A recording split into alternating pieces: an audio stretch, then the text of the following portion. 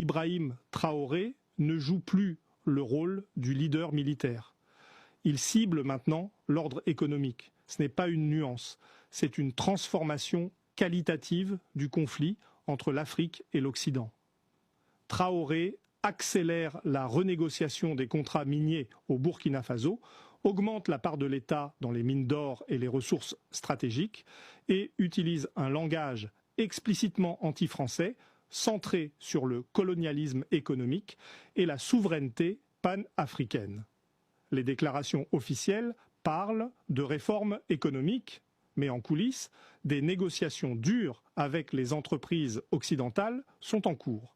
Et si ce modèle est imité au Mali, au Niger, en Guinée, l'ordre économique Afrique-Occident vacille en chaîne. Cette analyse va vous démontrer pourquoi cette manœuvre est bien plus grande qu'elle n'en a l'air. Premièrement, Traoré fait quelque chose pour la première fois. Il ne se contente pas du rôle de leader de coups militaires. Il devient un révolutionnaire ciblant l'ordre économique hérité de la colonisation. Deuxièmement, l'or n'est pas juste une ressource parmi d'autres, c'est le système dollar, c'est l'équilibre des réserves des banques centrales occidentales, ce sont des intérêts corporatifs qui génèrent des milliards de profits. Troisièmement, l'alliance des États du Sahel crée une coordination qui protège ces manœuvres.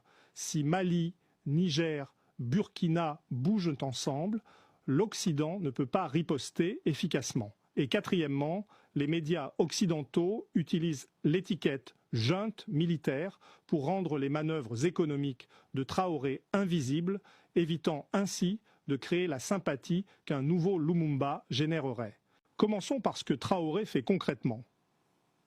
Le Burkina Faso accélère la révision des contrats miniers signés il y a des décennies. Contrats qui donnent à l'État burkinabé une part minimale des revenus, souvent 10% ou moins, pendant que les entreprises étrangères emportent 90% des bénéfices de l'exploitation de l'or.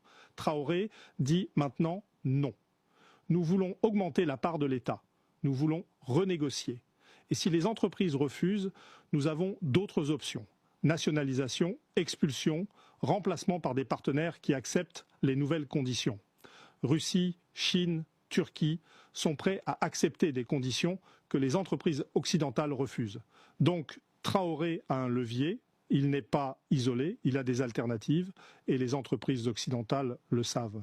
Et le langage utilisé est révolutionnaire, pas technocratique.